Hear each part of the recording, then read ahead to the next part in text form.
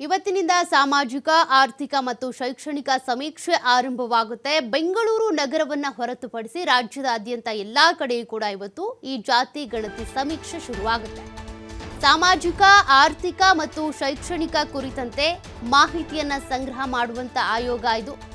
ವಿವಾದ, ಗೊಂದಲಗಳ ನಡುವೆನೇ ಸಮೀಕ್ಷೆ ಆರಂಭ ಆಗ್ತಾ ಇದೆ. ಬೆಂಗಳೂರನ್ನ ಹೊರತುಪಡಿಸಿ ರಾಜ್ಯದಾದ್ಯಂತ ಸಮೀಕ್ಷೆ ಇವತ್ತಿನಿಂದ ಶುರುವಾಗುತ್ತೆ. ಬೆಂಗಳೂರಿನಲ್ಲಿ ಸಿಬ್ಬಂದಿ ಕೊರತೆ ಇದೆಯಂತೆ, ಹೀಗಾಗಿ 3 ದಿನ ವಿಳಂಬ ಆಗುತ್ತೆ ಎನ್ನಲಾಗ್ತಾ ಇದೆ. ಬೆಂಗಳೂರಿನಲ್ಲಿ ಯಾವಾಗ ಸಮೀಕ್ಷೆ ಅನ್ನೋದ್ರ ಬಗ್ಗೆ ಇನ್ನೂ ಕೂಡ ದಿನಾಂಕ ಪ್ರಕಟ ಆಗಿಲ್ಲ. ಆದರೆ ರಾಜ್ಯದಾದ್ಯಂತ ವಿವಿಧೆಡೆ ಇವತ್ತಿನಿಂದಾನೇ ಸಮೀಕ್ಷೆ ಶುರುವಾಗುತ್ತೆ. ಅಕ್ಟೋಬರ್ 7ನೇ ತಾರೀಕುವರೆಗೂ ಸಮೀಕ್ಷೆ ನಡೆಯುತ್ತೆ. OBC ಆಯೋಗದಿಂದ ರಾಜ್ಯದಾದ್ಯಂತ ನಡೆಯುವಂಥ ಸಮೀಕ್ಷೆ ಇದು. ರಾಜ್ಯದ 7 ಕೋಟಿ ಕನ್ನಡಿಗರು ಜನರು ಏನಿದ್ದಾರೆ ಅವರ ಆರ್ಥಿಕ, ಸಾಮಾಜಿಕ ಸ್ಥಿತಿಗತಿಯನ್ನು ಅಧ್ಯಯನ ಮಾಡಲಾಗುತ್ತೆ. ಅವರ ಪರಿಸ್ಥಿತಿ ಹೇಗಿದೆ, ಆದಾಯ ಎಷ್ಟಿದೆ, ಜಾತಿ ಯಾವುದು, ಧರ್ಮ ಯಾವುದು, ಯಾವ ಕ್ಯಾಟಗರಿಗೆ ಬರ್ತಾರೆ, ಜೊತೆಗೆ ಅವ್ರ ಮನೆಯಲ್ಲಿ ಏನು ಫೆಸಿಲಿಟೀಸ್ ಇದೆ, ಇದೆಲ್ಲದ್ರ ಬಗ್ಗೆ ಕೂಡ ಪ್ರಶ್ನೆಗಳನ್ನು ಕೇಳ್ತಾರೆ. ಟೋಟಲ್ ಆಗಿ 60 ಪ್ರಶ್ನೆಗಳನ್ನು ರೆಡಿ ಮಾಡ್ಕೊಂಡಿದ್ದಾರೆ ಗಣತಿದಾರರು. ರೇಷನ್ ಕಾರ್ಡ್, ಆಧಾರ್ ಕಾರ್ಡ್ ಮೂಲಕ ಈ ಮಾಹಿತಿಯನ್ನು ಅಥವಾ ಅವ್ರ ಮನೆ ಪರಿಸ್ಥಿತಿ ಹೇಗಿದೆ ಅದೆಲ್ಲದನ್ನು ಕೂಡ ಕಲೆ ಹಾಕ್ತಾರೆ. ಜೊತೆಗೆ ಈ ದಾಖಲೆ ಬೇಕಾಗುತ್ತೆ. ರೇಷನ್ ಕಾರ್ಡ್ ಮತ್ತು ಆಧಾರ್ ಕಾರ್ಡನ್ನ ರೆಡಿ ಮಾಡಿ ಇಟ್ಕೊಂಡಿರಿ. ನಿಮ್ಮ ಮನೇಲಿ ಅಕಸ್ಮಾತ್ ಎಲ್ಲಿದೆ ಅನ್ನೋದನ್ನ ಹುಡ್ಕೊಂಡಿರಿ, ಅಥವಾ ಜೆರಾಕ್ಸೋ ಒರಿಜಿನಲೋ ಏನು ಕೇಳ್ತಾರೋ ರೆಡಿ ಮಾಡಿ ಇಟ್ಕೊಂಡಿರಿ.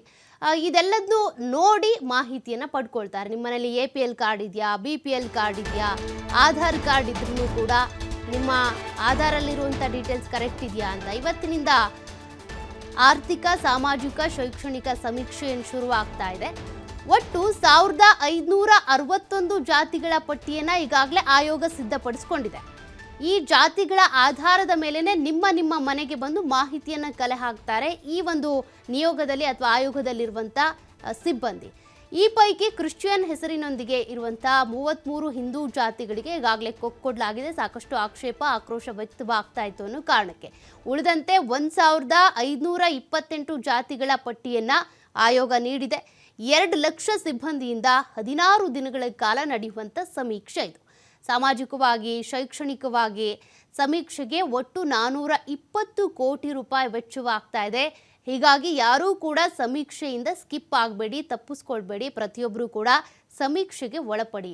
ಸಮೀಕ್ಷೆಯಲ್ಲಿ 1,75,000 ಶಿಕ್ಷಕರು ಸೇರಿದಂತೆ 2 ಲಕ್ಷ ಸಿಬ್ಬಂದಿ ಭಾಗಿಯಾಗ್ತಾ ಇದ್ದಾರೆ. ಡಿಸೆಂಬರ್ ತಿಂಗಳಲ್ಲಿ ಸರ್ಕಾರಕ್ಕೆ ವರದಿಯನ್ನು ಕೊಡುತ್ತೆ ಈ ಆಯೋಗ. ಹೀಗಾಗಿ 16 ದಿನಗಳ ಕಾಲ ನಡೆಯುವಂಥ ಈ ಸಮೀಕ್ಷೆಯಲ್ಲಿ ಪ್ರತಿಯೊಬ್ಬರು ಮನೆಗೂ ಕೂಡ ಈ ಸಿಬ್ಬಂದಿ ಹೋಗಬೇಕಾಗುತ್ತೆ, ಸಮೀಕ್ಷೆಯನ್ನು ಮಾಡಬೇಕಾಗುತ್ತೆ, ಜನರಿಂದ ಮಾಹಿತಿ ಪಡ್ಕೊಳ್ಬೇಕಾಗುತ್ತೆ.